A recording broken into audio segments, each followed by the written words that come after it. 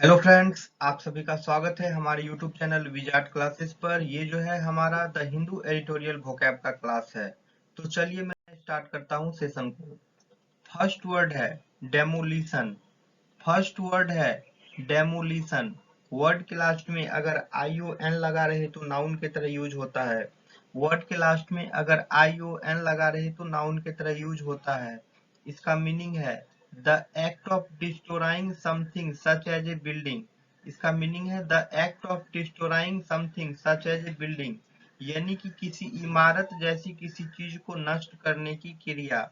यानी कि किसी इमारत जैसी किसी चीज को नष्ट करने की क्रिया, उसे ही डेमोलिशन कहते हैं। नेक्स्ट वर्ड है राइट। ये जो है नाउन की तरह यूज होगा। ओके, ये जो राइट वर्ड जो है नाउन की तरह यूज होगा। इसका मीनिंग है a situation in which a group of people behave in a violent way in a public place often as a protest. A situation in which a group of people behave in a violent way in a public place often as a protest। यानी कि एक ऐसा situation होना जिसमें कि group of people जो है वो जो है वायलेंट तरीके से बिहेव कर रहे हैं किसी पब्लिक प्लेस पे, या फिर इसे ऐसे कह सकते हैं ऑफन एज ए प्रोटेस्ट, यानी कि दंगा करना। ठीक है, ऑफन एज ए प्रोटेस्ट दंगा करना, उसे ही राइट कहते हैं। एक बार हिंदी देख लीजिए। दंगा करना, बलवा, हंगामा, लोगों द्वारा किसी सार्वजनिक स्थान पर प्रायः विरोध स्वरूप जो करते हैं उसे ही राइट कहते हैं। यानी किसी चीज के विरोध के लिए जो हम लोग दंगा करते हैं उसे ही राइट कहते हैं। हिंदी मीनिंग हो जाएगा दंगा, बलवा, हंगामा, लोगों द्वारा किसी सार्वजनिक स्थान पर प्रायः विरोध स्वरूप। नेक्स्ट वर्ड है इम्प्यूनिटी। ये जो है नाउन की तरह यूज होगा। ये इम्प्यूनिटी वर्ड जो है नाउन की तरह यूज होगा। इसका मीनिंग है if a person does something bad with impunity they do not gate punished for what they have done. If a person does something bad with impunity they do not gate punished for what they have done. यानी कि सजा से मुक्ति, सजा से छूट, दंड न मिलना या फिर दंडाभाव। यानी कि सजा से मुक्ति, सजा से छूट, दंड न मिलना, दंडाभाव, उसे ही इम्प्यूनिटी कहते हैं। नेक्स्ट वर्ड है अंडर द गाइज ऑफ। ये जो है ईडियम है।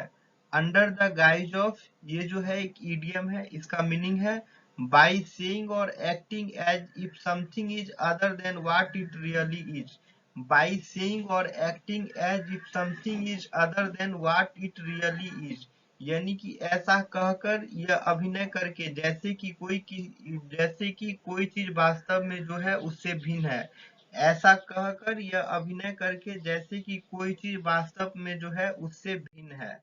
नेक्स्ट वर्ड है रियूस। ये जो है नाउन की तरह यूज होगा। नेक्स्ट वर्ड है रियूस। ये जो है नाउन की तरह यूज होगा।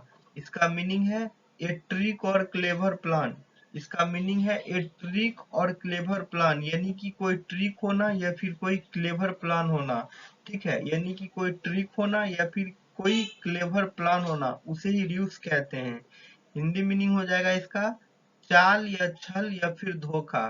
ठीक है, इसका हिंदी मीनिंग हो जाएगा चाल या छल या फिर धोखा, उसे यूज कहते हैं। ये जो है नाउन की तरह यूज होता है। नेक्स्ट वर्ड है एम्बीवेलेंट। ठीक है, नेक्स्ट वर्ड है एम्बीवेलेंट। वर्ड के लास्ट में ई एन टी लगा रहे तो एडजेक्टिव की तरह यूज होता है।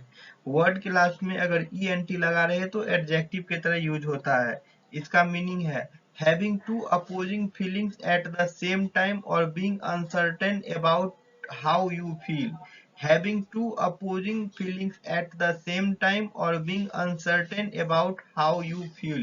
मतलब कि एक ही टाइम पे जो है टू अपोजिंग फीलिंग्स होना। ठीक है, और being uncertain about how you feel, और इस चीज से जो है एकदम अनिश्चित रहना, मतलब सर्टेन नहीं रहना कि हम कैसा फील कर रहे हैं।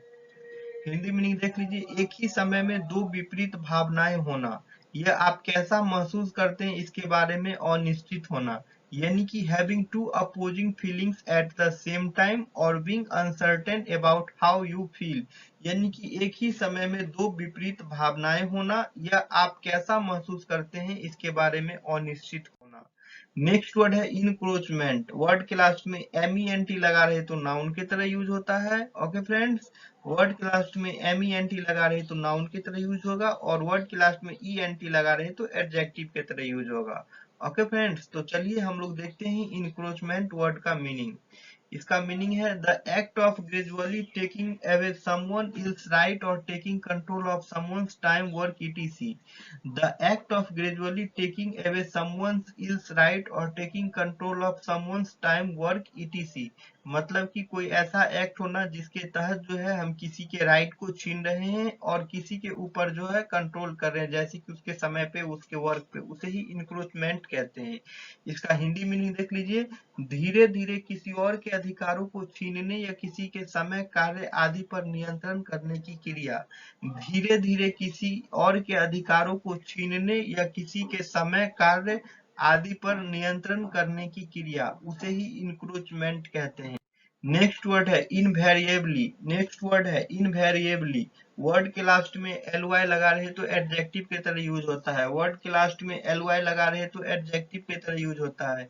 इसका मीनिंग हो जाएगा ऑलमोस्ट ऑलवेज। इसका मीनिंग हो जाएगा ऑलमोस्ट ऑलवेज, यानी कि लगभग हमेशा, यानी कि लगभग हमेशा। ओके फ्रेंड्स, तो इनवेरिएबली वर्ड का मीनिंग हो जाएगा लगभग हमेशा। ठीक है, कोई चीज लगभग हमेशा होना उसे ही एंड इनवेरिएबली कहते हैं। ठीक है, उसे ही इनवेरिएबली कहते हैं। नेक्स्ट वर्ड है inflict.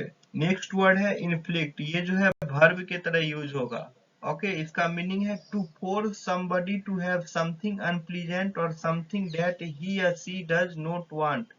To force somebody to have something unpleasant or something that he या she does not want, यानी कि किसी को अप्रिय या अनचाही बात मनाने के लिए विवश करना या फिर जबरदस्ती लादना। यानी कि किसी को अप्रिय या अनचाही बात मनाने के लिए विवश करना या फिर जबरदस्ती लादना, उसे ही इन्फ्लिक्ट कहते हैं।